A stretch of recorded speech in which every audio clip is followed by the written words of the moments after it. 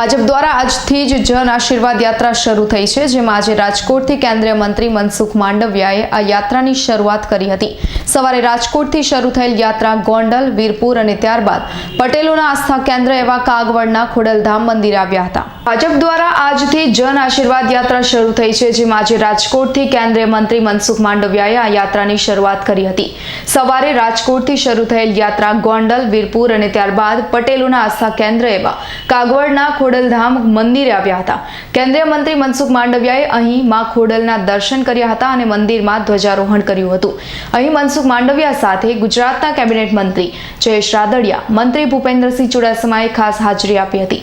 સાથે જ સાંસદ મોહનભાઈ કુંડારિયા, રમેશભાઈ ધડુક સાથે રાજકોટ જિલ્લા ભાજપના પ્રમુખ મનસુખભાઈ ખાચરિયા અને યુવા ભાજપના પ્રદેશ પ્રમુખ પ્રશાંત કોરાટ પણ હાજર રહ્યા હતા। અહીં કેન્દ્રીય મંત્રી મનસુખભાઈ માંડવિયાની રજત તુલા કરવામાં આવી હતી અને 75 કિલો જેટલી રજત તેની તોલવામાં આવ્યા હતા અને જ્યારે આ 75 કિલો જેટલી રજત ખોડલધામ મંદિરમાં આપી દીધી હતી। આ તકે ખોડલધામના સર્વે નરેશ પટેલ મનસુખ માંડવિયાને મળેલ જવાબદારી તેઓ સારી રીતે નિભાવે તેવી શુભેચ્છાઓ આપી હતી। સાથે સાથે રાજકોટમાં કેન્દ્રીય મંત્રી મનસુખ માંડવિયાએ કરેલ નિવેદન કે પટેલ સમાજ હંમેશા ભાજપ સાથે જ છે ને નરેશ પટેલ મનસુખભાઈનું અંગત મંતવ્ય ગણાવ્યું હતું। શિક્ષણ મંત્રી ભૂપેન્દ્રસિંહ ચુડાસમાએ પણ ગુજરાતને કેન્દ્રીય કેબિનેટમાં મળેલ સ્થાનને આવકાર્યું હતું અને તેઓ પણ આજે અહીં કેન્દ્રીય મંત્રી મનસુખ માંડવિયાના સ્વાગત કરવા માટે ખોડલધામે આવીને તેઓને શુભેચ્છાઓ પાઠવી હતી। ખોડલધામ ખાતે કેન્દ્રીય મંત્રીએ પત્રકારો સાથે વાતચીત કરી હતી, ત્યારે તેઓએ પટેલોને ઓબીસીમાં સ્થાન આપવા બાબતે તે કંઈ કહેવાની ના કહી હતી અને આ જે તે સરકારનો મામલો છે તેવું કહ્યું હતું। ચાલી રહેલા કોરોના મામલે પણ તેઓએ કહ્યું હતું કે આગામી 2 મહિનામાં હજુ વધારે 3 જેટલી ફાર્મ કંપનીઓ વેક્સિન બજારમાં આવશે। દેશમાં કોરોનાની વેક્સિનની કોઈ ઘટ નહીં રહે। સાથે જે પણ કહ્યું હતું કે જો કોઈ વેક્સિનની ડુપ્લિકેટ નકલ કરશે અને એવા મામલા સામે આવશે તો કેન્દ્ર સરકાર કડક પગલાં લેશે। કેન્દ્રીય સ્વાસ્થ્ય મંત્રી મનસુખ માંડવિયાએ અહીં ફાર્મ સેક્ટરને બૂસ્ટ કરવા માટે કેન્દ્ર સરકાર પૂરતા પ્રયાસ કરી રહી છે અને આવતા ભવિષ્યમાં ફાર્મ માટે જે એપીઆઈની જરૂર છે તે પણ અહીં બને તેવા પ્રયાસ કેન્દ્ર સરકાર કરી રહી છે અને તેના માટે ખાસ પેકેજ પણ જાહેર કરેલ છે। રાજકોટમાં એમ્સ બની રહી છે અને તેને લઈને પણ કેન્દ્ર સરકાર જાગૃત છે અને જલ્દી બને તે માટે પણ કેન્દ્ર સરકાર પ્રયાસ કરી રહી છે। થોડા દિવસ પહેલા માનનીય પ્રધાનમંત્રીશ્રીએ કેન્દ્રીય કેબિનેટમાં જે ફેરફારો કર્યા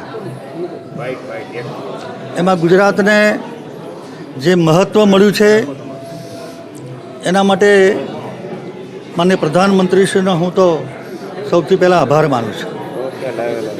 અમારા 2 આગેવાન સાથીઓ માનનીય રૂપાલા સાહેબ અને માનનીય મનસુખભાઈ માંડવિયા, જે બંને રાજ્ય કક્ષાના મંત્રીશ્રીઓ હતા, એ બંનેને કેબિનેટમાં સ્થાન મળ્યું। ઉપરાંત બેન જરદોશબેન, દેવસીભાઈ અને ડૉક્ટર મુંજપરા, એમને પણ આ રિસફલની અંદર સ્થાન મળ્યું છે। માનનીય પ્રધાનમંત્રીશ્રીએ ગુજરાતને આઝાદીથી અત્યાર સુધીમાં જે કંઈ પ્રતિનિધિત્વ મળ્યું હતું એમાં સૌથી શ્રેષ્ઠ અને વધારે પ્રતિનિધિ ગુજરાતને મળ્યું છે। આ મહિનામાં અમે માનનીય વિજયભાઈ રૂપાણી અને માનનીય નીતિનભાઈની સરકારને 7 ઓગસ્ટે 5 વર્ષ પૂરા થયા। એ નિમિત્તે 9 દિવસનો સેવા યજ્ઞ રાખેલો હતો। એ સેવા યજ્ઞમાં સરકારના બધા મંત્રીશ્રીઓ આખા રાજ્યમાં સેવા યજ્ઞના ભાગરૂપે ફર્યા હતા અને તરત જ આ 5 મંત્રીશ્રીઓ જન આશીર્વાદ યાત્રાના રૂપમાં ફરી રહ્યા છે। હજુ ગઈકાલે રાજ્ય કક્ષાના 3 મંત્રીશ્રીઓનો પ્રવાસ પૂરો થયો છે। આજે બંને કેબિનેટ મંત્રીશ્રીઓ માનનીય રૂપાલા સાહેબ ઊંઝા ઉમિયા માતાના દર્શન કરીને નીકળ્યા છે અને માનનીય મનસુખભાઈ માંડવિયા આજે સવારે રાજકોટ શહેર ગોંડલ વીરપુર દર્શન કરીને અહીંયા આપણે જ્યાં ઊભા છીએ ત્યાં ખોડલ માતાના દર્શન અને આશીર્વાદ લેવા માટે આવ્યા છે. જિલ્લાના પ્રભારી મંત્રી તરીકે અહીંયા ખોડલધામ હું એમને આવકારવા માટે આવ્યો છું. મારી સાથે રાજ્યના પૂર્વ પ્રમુખ માન્ય જીતુભાઈ વાઘાણી, સહકારી અગ્રણી માન્ય દિલીપભાઈ સંઘાણી અને આ અદ્ભુત જેમણે કામ કર્યું છે ખોડલધામનું એવા નરેશભાઈ અહીંયા ઉપસ્થિત છે. ઉત્તર ગુજરાત અને સૌરાષ્ટ્ર જન આશીર્વાદ યાત્રા જે છે એની પાછળ ક્યાંક 2022ની ચૂંટણી હોય એવું એક વાત ચર્ચાની, શું કહેશો? રાજકીય પાર્ટી છે, સ્વાભાવિક રીતે જ 22 હવે નજીક છે ત્યારે એના ભાગરૂપે જ જેમ મેં કહ્યું તેમ 5 વર્ષ દરમિયાન કરેલી કામગીરી, હજારો કરોડ રૂપિયાના લોકાર્પણ અને ખાતમુહૂર્તના કામો અમે હિસાબ આપવા નીકળ્યા છીએ અને 2022ની આવનારી ચૂંટણીમાં અમારો જ્વલંત વિજય થાય એના માટેના અમારા પ્રયાસો છે. 6 થી 8 ધોરણના વર્ગો શરૂ કરવાને લઈને એટલે વિચારણા હેઠળ છે. કેટલા સમય સુધીમાં નિર્ણય આવી શકે છે? વિચારણા હેઠળ છે. બાપુ, હજુ એક સવાલ. મનસુખભાઈ માંડવીએ રાજકોટમાં પાટીદાર સમાજમાં એવું કહ્યું કે પાટીદાર એટલે ભાજપ, અને જ્યાં પણ મારી જાણમાં નથી. આજે લેવા પટેલ સમાજ માટે ગૌરવની વાત છે. મનસુખભાઈ પટેલ માંડવિયા કેન્દ્રમાં કેબિનેટ મંત્રીના દરજ્જે, એમાં પણ ખાસ કરીને આરોગ્ય એક ખૂબ મહત્ત્વનો પોર્ટફોલિયો જેમના સિરે જેને જવાબદારી મળી છે, તેઓ આજે લેવા પટેલના આસ્થાનું કેન્દ્ર ખોડલધામ મંદિરના શરણે દર્શન કરવા આવી રહ્યા છે. સમગ્ર લેવા પટેલ સમાજ વતી હું એને આવકારું છું, અભિનંદન પાઠવું છું અને જે એના ખભે જવાબદારી સેન્ટ્રલ ગવર્મેન્ટે મૂકી છે એ પૂરી તાકાતથી નિભાવે એવી માં ખોડલ પાસે પ્રાર્થના કરું છું. આજ પટાંગણમાં તમે આપે કહ્યું હતું કે મુખ્યમંત્રીવાળી વાત કરી હતી અને આજે આપણે મનસુખભાઈનો વિષય ફક્ત લેશું. જ્યારે પાછી પાટીદારની મીટિંગ થાય ત્યારે આપ પાછા બીજા સવાલો કરજો. મનસુખભાઈ એવું બોલ્યા કે પાટીદાર એટલે ભાજપ. શું કહેશો? મનસુખભાઈનો પર્સનલ વિચાર હોઈ શકે. તમે આ વિચારથી કેટલા સહમત? હું એટલે પહેલેથી હું કહેતો આવું છું કે પાટીદાર બોરો સમાજ છે. પાટીદારની અંદર વિભાજન હોઈ શકે. બોરા લોકો કદાચ ભાજપમાં હોય, પણ ઘણા લોકો આપમાં પણ છે અને કોંગ્રેસમાં પણ છે. એટલે એ મનસુખભાઈ ભાજપમાં હોય તો એનો એ પોતાનો વિચાર હોઈ શકે, પણ ખોડલધામ મંદિરના પાટંગણમાંથી હું એમ જ કહીશ કે દરેક સમાજના લોકો દરેક પક્ષની અંદર વેચાણા હોય તો તે તેના સ્થાને કામ કરે. નરેશભાઈ, ગયા વખતે તમે એવું કીધું હતું કે પાટીદાર સમાજને પ્રભુત્વ મળતું નથી. આ વખતે કડવા અને લેવા બંનેને કેન્દ્રીય કેબિનેટમાં સ્થાન મળ્યું. બિલકુલ આનાથી સંતુષ્ટ છો? બિલકુલ સંતોષ છે. કેબિનેટમાં સ્થાન મળ્યું છે મનસુખભાઈને. સાથે સાથે બહુ મહત્ત્વનો પોર્ટફોલિયો મળેલ છે જે આરોગ્ય. આપ સૌ જાણો છો તેમ આરોગ્ય અત્યારે આ કોરોના કાળની અંદર કેટલું બધું અગત્યનું હોય છે, ત્યારે આરોગ્ય જ્યારે એક પાટીદારના ખંભે આવે અને એ સારી રીતે કામ થાય તો એનો ગૌરવ હંમેશા પાટીદાર. મુખ્યમંત્રી તરીકે મનસુખભાઈને સામે લાવવામાં આવશે. પાટીદાર સમાજને એ સમય કહેશે, એની અત્યારે વાત ચર્ચા ખાસ કરવાની. ખોડલધામની અંદર રાજકીય નેતાઓ અને રાજકીય પ્રવચનો ઉપર ક્યાંક પ્રતિબંધ હોય છે એવી પણ વાત છે, તો આજે પણ આવો કંઈક કાર્યક્રમ થવા જઈ રહ્યો છે. ખોડલધામની અંદર કોઈ રાજકીય કાર્યક્રમ કરવો પ્રતિબંધ હોય છે, પણ લેવા પટેલ સમાજના દીકરા કેબિનેટ મંત્રી થઈને આવતા હોય તો ખોડલધામ હર હંમેશા એને આવકારે. નરેશભાઈ, એક રંજ દૂર થઈ ગયો કે સમાજને પ્રભુત્વ મળ્યું? મને ક્યારે રંજ હતો જ નહીં. દરેક સમાજને પોતાનો અધિકાર માગવાનો હક છે અને તે જ્યારે જરૂર પડશે ત્યારે માગતા રહેશું. અને આજે જે મનસુખભાઈ આવે છે એને આવકારી છીએ અને સેન્ટ્રલ ગવર્મેન્ટને ખૂબ ખૂબ આભાર માની છીએ કે આવો સરસ મોટો હોદ્દો આપ્યો. નરેશભાઈ માને છે કે 22માં લેવા પટેલ મુખ્યમંત્રી હોય છે? મુખ્યમંત્રીની અને 22ની વાત સમય આવશે કરશો. दोस्तों लाइटो कर दो थोड़ी। मोदी जी के नेतृत्व में देश की 130 करोड़ की जनता के आशीर्वाद से 7 साल से 7 ईयर्स से सरकार चल रही है और मोदी जी ने कहा है कि देश में सभी समाज को लिए साथ में, सब समाज को साथ में लेके सबका साथ सबका विश्वास को हये में लेके मोदी जी देश को आगे बढ़ा रहे हैं और देश मोदी जी के नेतृत्व में बदल भी रहा है और आगे भी बढ़ रहा है। आप लोगों ने देखा होगा दुनिया में और देश में कोरोना की महामारी आई और कोरोना की महामारी में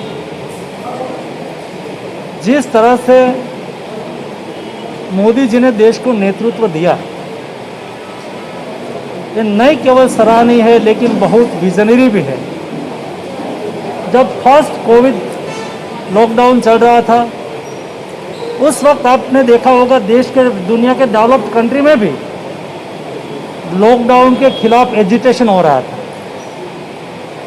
डेवलप्ड कंट्री जहां मेडिकल इंफ्रास्ट्रक्चर सबसे बेस्ट माना जाता था वहां भी कई दिक्कतें आती थी। वैसी स्थिति में समय पर देश में लॉकडाउन 1 लगा के देश में कोविड महामारी के सामने लड़ने के लिए इंडिया में इंफ्रास्ट्रक्चर की कमी थी, उसको दुरुस्त करने के लिए मोदी जी ने लॉकडाउन लगा के जो प्रयास किया, लॉकडाउन के साथ फर्स्ट पैकेज में मोदी जी ने फर्स्ट गरीब कल्याण पैकेज में समय के साथ सोचा। आप कल्पना कर सकते हैं कि देश में समय के साथ मोदी जी ने उस वक्त नहीं सोचा होता, गरीब कल्याण पैकेज में 900 करोड़ रुपीस का प्रावधान करके वैक्सीन का रिसर्च और प्रोडक्शन के लिए नहीं सोचा होगा, तो आप विचार भी नहीं कर सकते कि देश की आज की हालत क्या होगी। समय पर 900 करोड़ रुपीस का एलोकेशन करके रिसर्च और वैक्सीन प्रोडक्शन में सहयोग करके scientist, doctors, all corona warriors, उसका हौसला बढ़ा के एक भी बार देश में 1.5 महीने लॉकडाउन चला लेकिन एजुकेशन नहीं हुआ। क्यों? मोदी जी ने सभी गरीब परिवार को लॉकडाउन लगा से तब तक दिवाली, अगली दिवाली तक मुफ्त रेशन देना शुरू किया। सभी घर में रेशन पहुंचे, उसकी व्यवस्था की। उसके साथ साथ उस वक्त माइग्रेट लेबर को अपने वतन पहुंचाने की भी व्यवस्था की। सभी कोरोना वॉरियर्स को फर्स्ट चरण में ही वैक्सीनेशन कर दिया और समय समय पे काम करने से, स्टेप लेने से, पगला लेने से देश कोरोना क्राइसिस के सामने सशक्त होकर लड़ सका। यही नेतृत्व में मोदी 2 का विस्तरण हुआ, एक्सपांशन हुआ, आपने देखा होगा। दोस्तों, मैंने कहा सभी समाज को लिए साथ में आगे बढ़ते जाना है, यानी कि ये बड़ा देश है, बहुत ज्ञाति, जाति, वर्ग, समुदाय के लोग रहते हैं। सभी को लगे कि हमें भी देश के सरकार के संचालन में हिस्सेदारी है। 27 ओबीसी एमपी को मोदी जी ने मंत्रिमंडल में लिया, 20 एससी एसटी के हमारे एमपी को मंत्रिमंडल में शामिल किया। देश की 11 महिलाओं को मंत्रिमंडल में शामिल किया।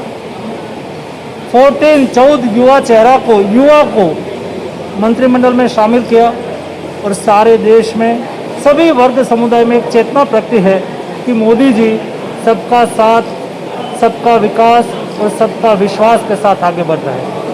और अगले दिनों में नया भारत के निर्माण के लिए सभी को साथ में मिलकर आगे बढ़ना है।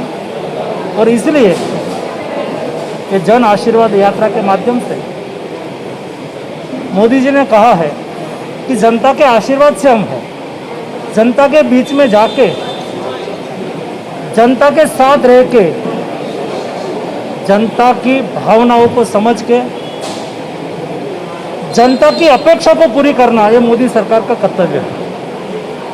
गुजरात में विजय भाई रूपाणी के नेतृत्व में यही भावना की परिपूर्तता हो रही है और इसलिए अगले दिनों में देश को प्रगति के पथ पे आगे ले जाने के लिए जनता का आशीर्वाद हमारे साथ रहे। भारत सरकार के मंत्री के रूप में जनता का मार्गदर्शन, जनता का सुझाव भी हमारे साथ रहे तो उद्देश्य के साथ हम निकले हैं।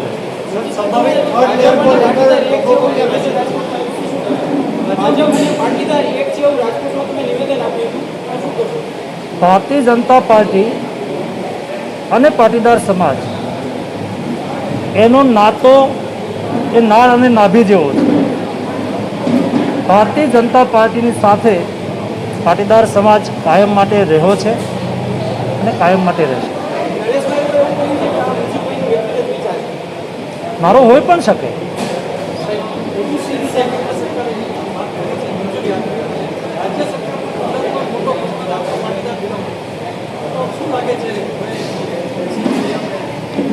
समझो नहीं हूँ परिणाम ઓબીસીમાં સમાવવાની જે વાત છે।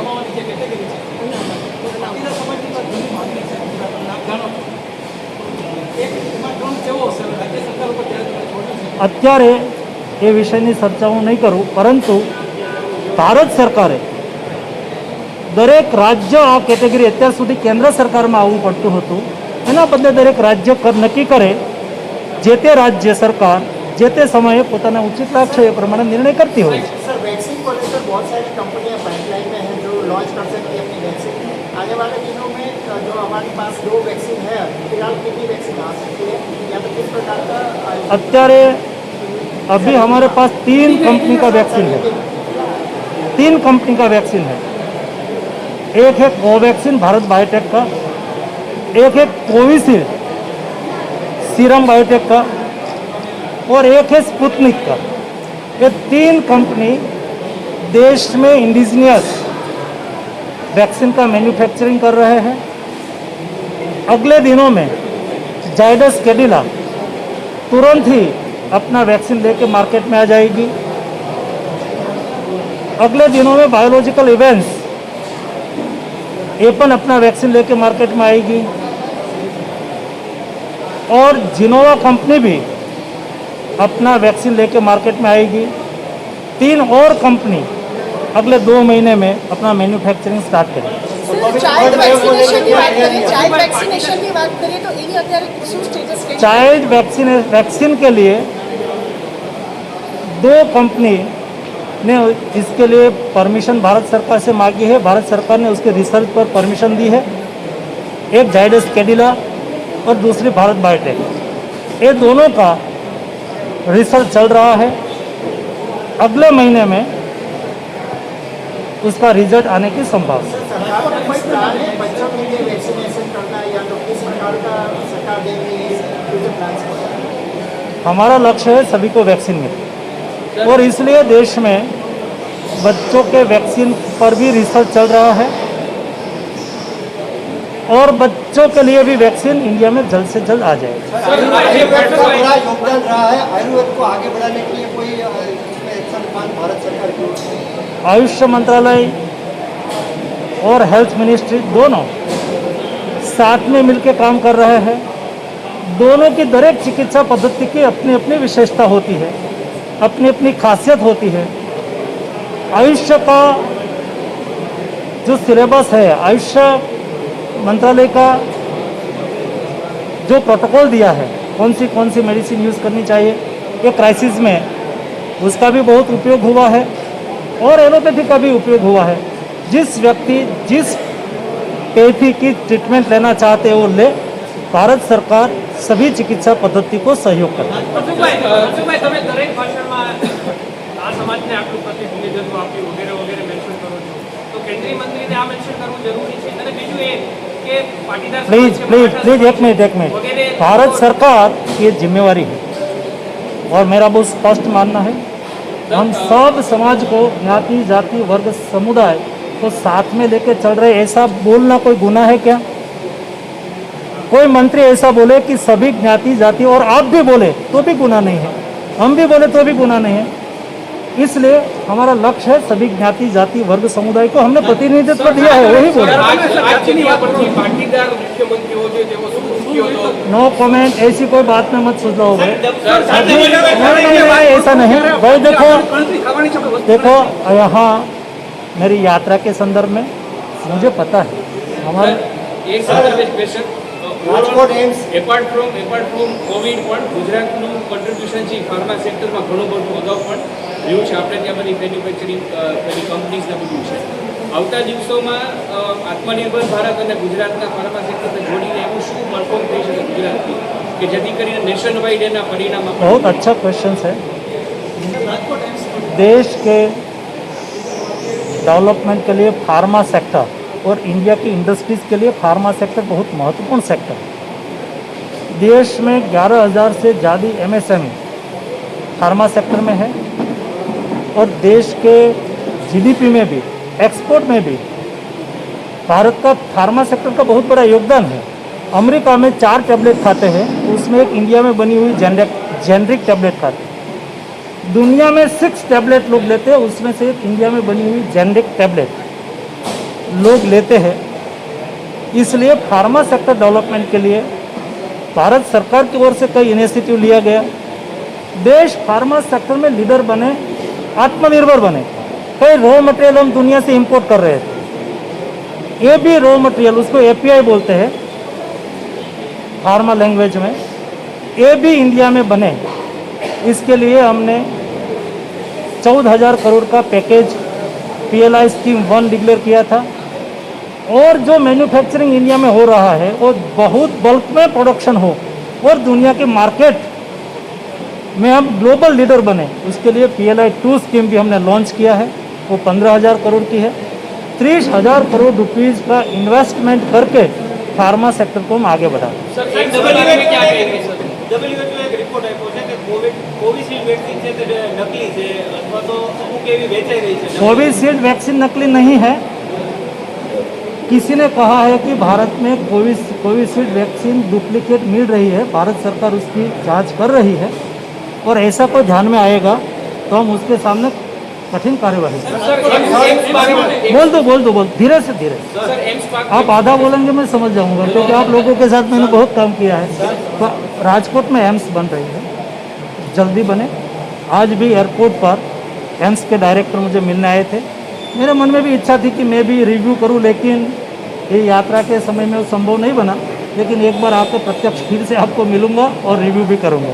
भारत सरकार थर्ड वेव को लेकर सहज है, हाँ, एक भारत सरकार थर्ड वेव को लेकर सहज है। देश की जनता को क्या मैसेज देना चाहेंगे ये थर्ड वेव संभवित थर्ड वेव? आपको पता होगा, एक मिनट मैं उसका क्वेश्चन कर दूँ। कभी से उसके मन में चल रहा है कि थर्ड वेव का क्या होगा, थर्ड वेव का क्या होगा। भारत सरकार ने अगले दिनों में कोविड, शायद अभी सेकंड वेव खत्म नहीं हुई और भविष्य में भी कब थर्ड वेव आएगा नहीं आएगा कोई उसके लिए डिक्लेरेशन नहीं कर सकता है, कोई कुछ नहीं कह सकता है, क्योंकि किसी के हाथ में नहीं है। लेकिन भारत सरकार ने तैयारी करके रखी है। 23,000 करोड़ का पैकेज मैंने मंत्रिमंडल में कैबिनेट मंत्री का ओथ लेने के बाद तीसरे दिन किया। उसमें हर डिस्ट्रिक्ट में 1 करोड़ रुपीज़ का मेडिसिन प्रोक्योर करके उसका बफर स्टॉक किया जाए। एक क्रायोजेनिक टैंक ऑक्सीजन के लिए रखी जाए। हर ब्लॉक स्तर पर, तहसील ब्लॉक पर एक एम्बुलेंस अभी से ही किराए पे लेके रखी जाए। सभी डिस्ट्रिक्ट हॉस्पिटल में कोविड बेड अभी से ही सुरक्षित करके रखा जाए। और शायद कभी बच्चों में भी स्प्रेड हो तो बच्चों के लिए भी 20% उसमें से बेड अलग किया जाए, क्योंकि बच्चे के लिए अलग वेंटिलेटर चाहिए, अलग ऑक्सीमीटर भी हमने चलता है, वो बच्चों को नहीं चलेंगे। तो सारी व्यवस्था के लिए 23,000 करोड़ रुपीज़ का पैकेज नहीं केवल अनाउंस किया है, 9 महीने में उसका खर्च करना है। उसका पैसा 50% सभी स्टेट के प्लान के अनुसार दे दिया गया है और तुरंत ही बाकी का पैसा जैसा स्टेट खर्च करेंगे उसको दिया जाएगा। और अगले दिनों में कोई भी कोविड क्राइसिस आगे बढ़े तो उसका सामना करने के लिए सारी तैयारी भारत सरकार की ओर से हुई है। चलो दोस्तों, धन्यवाद। थैंक यू, धन्यवाद। सुरेश भालियाનો રિપોર્ट S9 ન્યૂઝ જેતપુર।